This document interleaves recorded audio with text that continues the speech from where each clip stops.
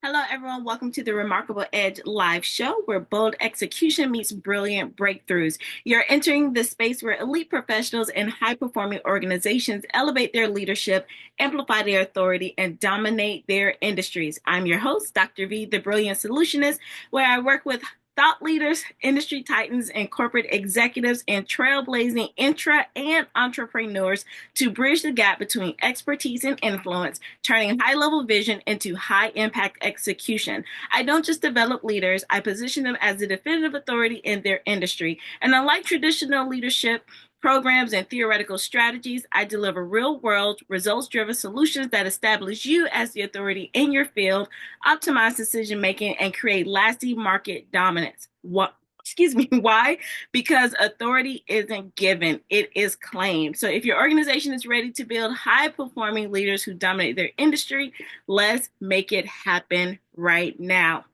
And so, welcome to this season finale of the Remarkable Edge live series show. And if you've been following me this season, you know that we've been challenging outdated leadership models and replacing them with real world, high impact strategies that set you apart. And today's episode in our final season, or our season finale, we are going to talk about some things that I saved for last because it's a mindset shift that could be the difference between leading the future and getting left behind. And I know you've probably heard that word future proofing so much now, but it is a thing. So today we're tackling major issues that I see holding high achievers, high performers back. And it is perfectionism. And so in 2025 and beyond, waiting for the flawless plan or the best timing or the ideal conditions is one of the fastest ways to lose in business and in leadership. And the truth is, agility beats excellence every time. I know that is something I didn't think I would ever say.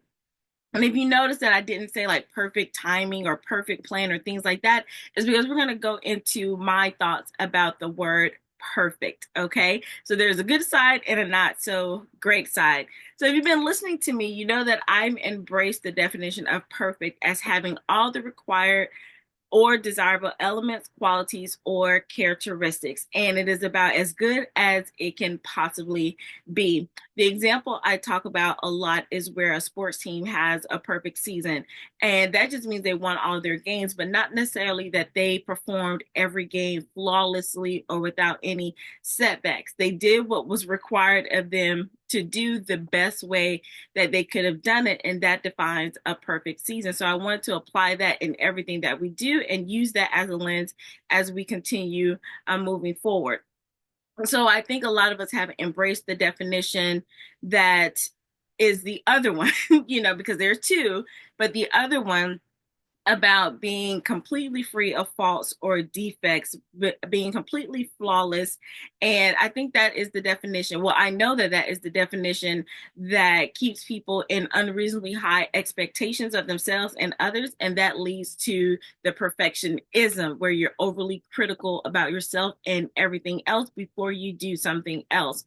So, with that being said, I believe that there is a perfect plan for you and a perfect timing for you and perfect conditions for you once you lean into agility. So, before we dive into that, let's look at the fascinating leadership shift happening right now and what is going on. But before I do that, um, it it may sound like it's not going to make sense, but stick with me because we'll tie it up with a nice little bow towards the end. So right now, what is happening in the hiring decisions in top companies, and I read this from a Forbes survey that they did where they're saying shifting away from Ivy League hiring.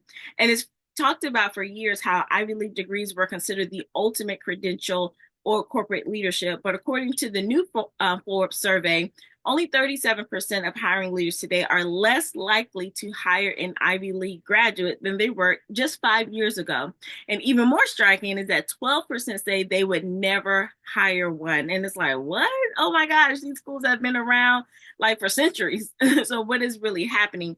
Well, it comes down to agility. And many companies are realizing that traditional education pathways don't always prepare They're leaders for fast changing, unpredictable business environments. They need decision makers who are adaptable, can think on their feet, and can implement and iterate, not just with prestigious degree. So this proves an important point. Like in today's business world, execution beats credentials. And we're careful about it. We're not just saying just hire anybody off the street, but sometimes well, let me not go there because I'm not going to tell people to go hire people off the street. But you get what I'm saying, even though I'm kind of joking a little bit. It's not always focusing on credentials, because agility beats pedigree in a lot of situations, and speeds beats perfectionism. And that's exactly what we're unpacking today. So we're going to get into it. But before we do that, just know that I'm not saying that you should not pursue any degrees, that you should literally just hire anybody off the street, but just don't necessarily only focus on the prestige. Now, I like a little prestige, and depending on what you want to do or where you want to go, I don't think there's anything wrong with that. It's only when it becomes your only determining factor into hiring someone or promoting someone.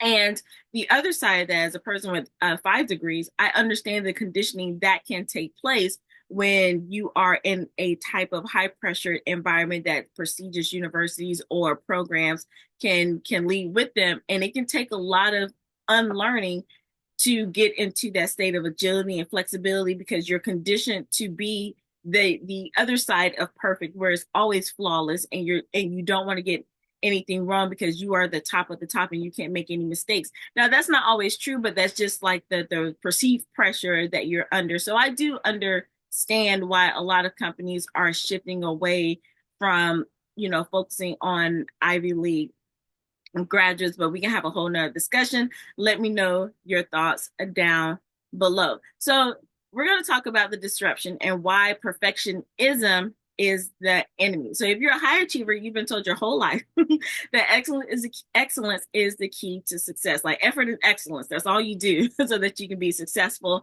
And you've been awarded with getting things right, for over preparing, and for minimizing mistakes. And it served a lot of us well to get us to certain points. But here's what they don't tell you, and they didn't tell me, that perfectionism is actually killing your growth. So you've always heard the phrase, what got you here won't get you there. And that is so true. So let me ask you a few questions. If you're like, no, that's not me. Have you, think about this. How many projects have you put on hold because you were simply, quote unquote, not ready? Or how many business moves have you delayed because you were waiting for the, quote unquote, right moment? And how many times have you overanalyzed the decision so much that the opportunity disappeared? I can raise my hand to all of those.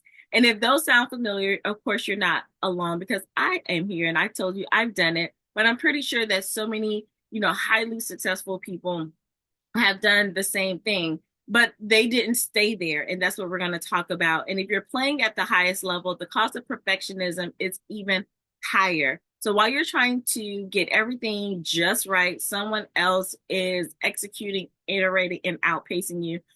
When I was in high school, I was taking a calculus class, and we had a teacher who always said, if you're not working hard every day, someone is. And when they meet you, they will beat you.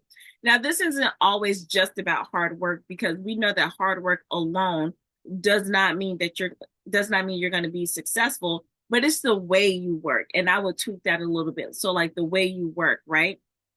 And I know that you've seen a lot of people that are, quote unquote, bad influence gurus, or the thought leaders. They have these major platforms, or they've sold all these books, they've been out here on these stages.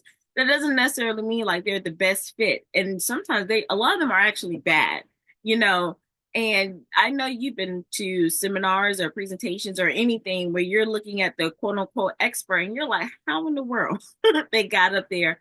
Well, the problem is, or what has happened is, they've learned how to be louder than you. They've gotten more attention than you have. And so what we can see that as it relates to companies and organizations is that the biggest risk is not just making the mistake, it's about moving too slow. So you can look at that for your entire organization, and you can look at it in terms of yourself as a leader. It's not about making mistakes, because there can be people out there who are loud and wrong, right? But they're getting that attention, and so they're not worried about making a mistake. They're focusing on how can I get out there sooner, quicker, faster, and that's what we need to apply in our daily lives as well as in our business. So think about this: the companies that dominate, they move first and fix things later. And I know you're like, well, it's costing so much, but they rather do those things and worry about the problems later. Like, let's just get this thing to market. And the leaders that win, they're the ones who take action and refine along the way. So this isn't about just being reckless. Now, there's a whole other side of that, where people are just out here making reckless decisions and driving companies, into the ground. We're not talking about those. We're talking about the ones who've actually been successful, who have sustainability. What are they doing differently? They're moving fast and refining as they go.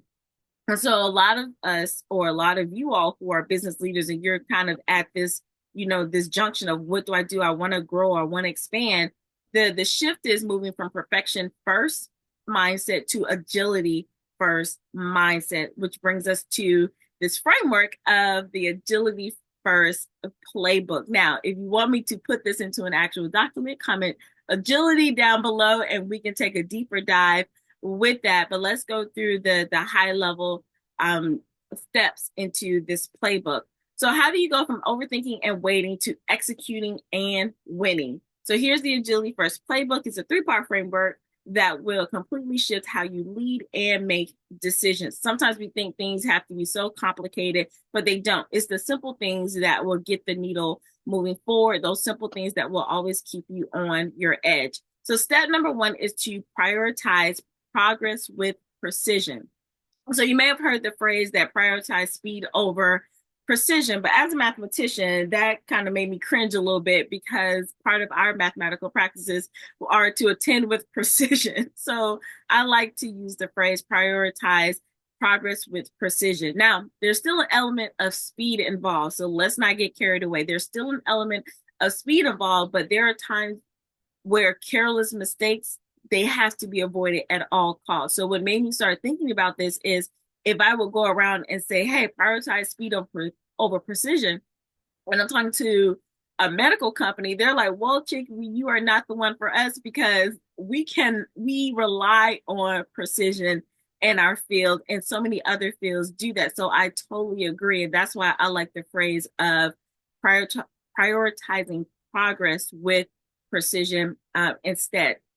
And how does that look in the practical sense? Is that successful leaders make fast, data-driven decisions instead of waiting for perfect certainty.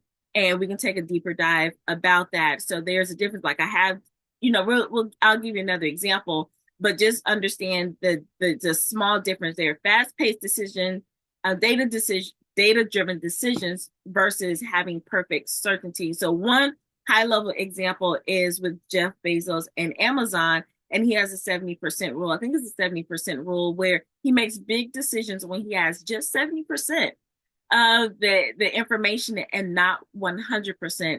And you're like, why would he ever do that? And he says he thinks by the time you get to 100%, the opportunity is already gone. Now, raise your hand or comment below if that just made you feel some type of way in your body when I said that, because all of you who are my high achievers, especially those the top student types, the great students, the overachievers, you're like 70%. That's a C. I don't want to do that. That's not good. But that's why we have to shift that mind thinking. And this kind of goes back to that article with Forbes and that conditioning I was talking about. Now, I'm not saying that everyone who has a degree or an Ivy League degree thinks that way. That's just the overall thing of what happens, the overall conditioning. So we have to shift from that, moving with that prioritizing progress with precision. When you have about 70% of the information, and you can play with that. Of course, it's all it has to be relevant to your business and what you're currently doing, but think about what you have been doing and it hasn't worked. So you might want to shift and adapt or adopt a new, strategy. Step number 2 is to launch small and learn fast. So MVP thinking, that is minimal viable product thinking. So instead of perfecting an idea for months, launch the simplest version to get real results. Now, this doesn't mean you just throw out garbage, right? But you do say what, you, of course you do it with, I say perfect, as possible as it can be with the 70% information, and let's get this feedback out here. So in the previous episode, we talked about Pepsi acquiring the company Poppy, which was a prebiotic soda brand, where Allison Ellsworth, she started with homemade versions. Then she sold it to local farmers markets. Then she tested demand, iterated all these things until Pepsi came with an offer of $1.5 billion to get it, right, to acquire it. So she didn't just sit there and keep making this prebiotic soda the best that it could ever be just so she can have the opportunity with Pepsi. She had no idea. I don't even think she thought about Pepsi wanting to acquire it or anything like that, right? So she just kept making those steps and those iterations until that opportunity came. But what if she would have just stayed at home or just stayed at the farmer's market, not even trying to test it? And, she would have never got the in the path or the eyesight of Pepsi. So that's what it means to launch small but learn fast. So stop planning endlessly. I was about to say effortlessly. Stop planning endlessly, because you can plan to plan to plan, but none of that is going to work until you actually get out there, get messy, and get dirty. So you have to start getting that feedback and refining. And I know that can be scary, because like in school, we turn it in for a grade, and a lot of times that was final. But when I learned that, when I saw the impact it was having on students when I was a college professor, there were certain things that I did allow for revisions, because the learning experience and the growth was more important than the final product. And then, depending on what they were doing, that final product had to be tested before it was put out. So you have to understand what you're dealing with and knowing how to apply these steps. The third step is to build a culture of iteration and not perfectionism. So I don't like the phrase imperfect action. And I know we hear it a lot. Some of the people that I love to listen and follow to, they use that phrase imperfect action. But for me, it doesn't work, because I had to rephrase it, and I had been working on my relationship with perfectionism, right? So anything with imperfect action doesn't sit well with me, and it just does something up here. So I rephrase it to iterative action instead. And for some of you, you may need to rephrase it too. So we hear these phrases and, we're like, oh, it sounds good. But if you're wondering why you can't get behind it because of something at your core tugging at you, I'm not saying that people that use it they're not wrong in what they're doing. That phrase just doesn't work for me. So for some of you, iterative action may not work, but I know for a lot of you, it will. So the best teams don't aim for a flawless product or result right out the gate. So this is not like school. We're aiming for that A on that project as soon as we turn it in. No, we do the best that we need to do, and they aim for mastery through momentum instead. Like, I know I'm going to have to probably test this again, but I'm going to do the best that I can to get it out there so I can get the fastest feedback, so I can keep that momentum going and learning and refining as I go. That's very different than sitting on something and trying to get it as flawless as possible before presenting it. So one example, and we know Tesla, whatever your thoughts are right now about what's going on, they were like this. They are launching products with room for improvement, and they released beta versions to the world. They gather the data and they upgrade based on the user experience. And that's why they lead in the market. I don't like that Cybertruck thing. I think it's horrible looking. It is ugly. I don't like it. But then when I looked at how it was launched to the market, it was like a genius thing. And he basically sold this ugly thing before they even produced it because it was in demand. So he just had this, and then I don't think the prototype even worked. I think things were wrong with it, but it didn't matter. He put it out there and people went crazy over it. And you don't even need everybody in the world to like it. Just because I don't like it, he is still doing quite well without my like.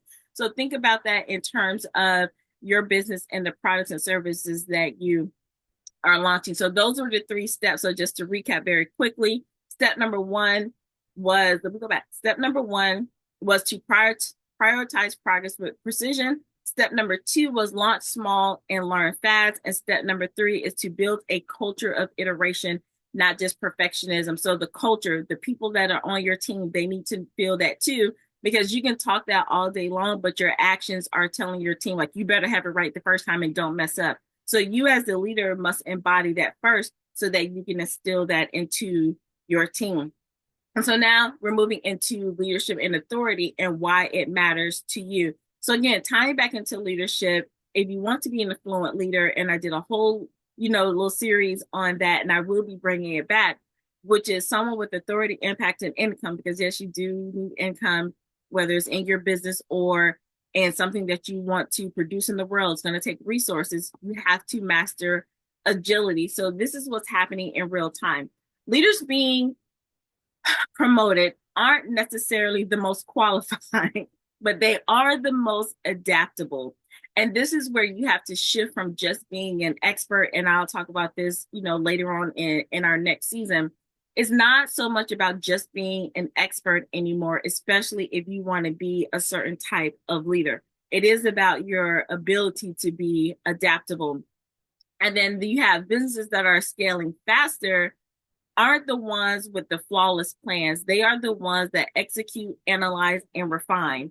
And that's what I think, I've seen it, and I'm doing an upcoming training. I'll talk about that later, where I see a lot of people executing. And that is great because a lot of times people just sit and don't take action. But now you have a group of people that are executing all the time. Where they're failing is that they're not analyzing their results and then refining based on that data. And that is something that has to go with this whole cycle. You have to execute, analyze, refine, execute, analyze, refine, and it's always moving.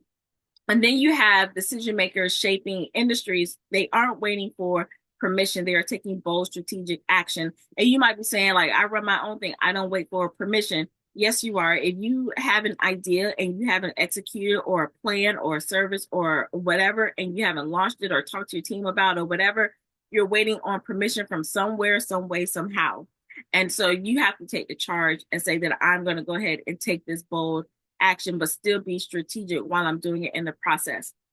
And so here's where you as the main leader come in. If you've been hesitating or over planning or waiting for everything to be the old version of perfect, today is the day that you need to take the steps and get out of that. You don't need another month of preparation. You just need to move.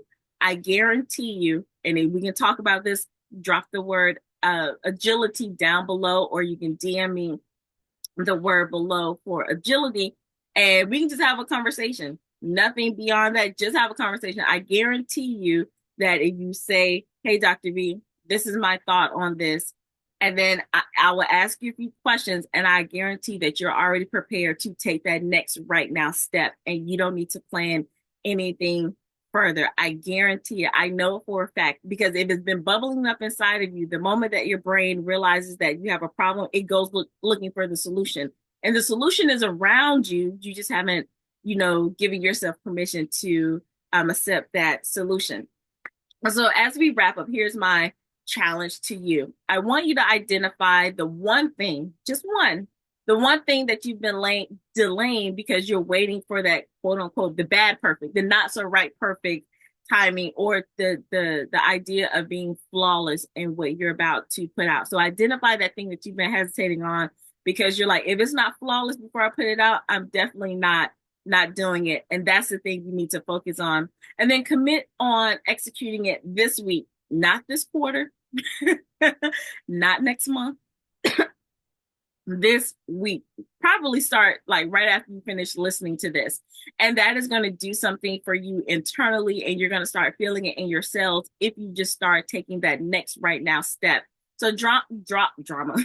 It may cause a little drama, but drop a comment down below and message me with the word agility if you're ready to move faster and win even bigger. Okay. So I know this was really quick. I wanted to make sure that you don't have any more, that you're not wasting any more time, that you get into the results, because we are moving forward into a new quarter, a new season.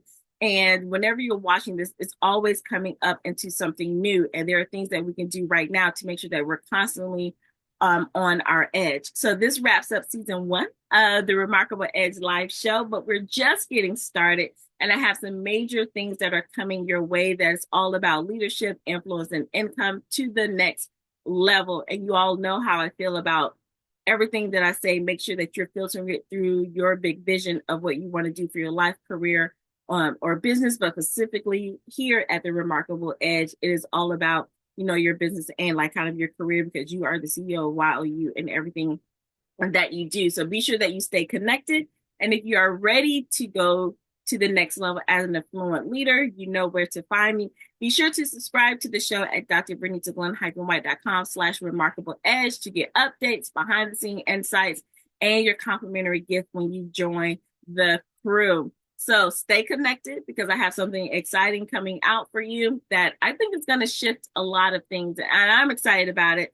I've been working on it for a few days, not even months, because I was like, let me do what I keep talking about people to do. And I want to be a product of my own services as well. Just like when I was teaching math, I want to do all the problems first before I gave them to students. So I'm just shifting that into this new season of my life and in my business. So until next time, be sure to stay bold, stay agile, and stay remarkable. And I will see you in our new season and our next episode. Bye for now.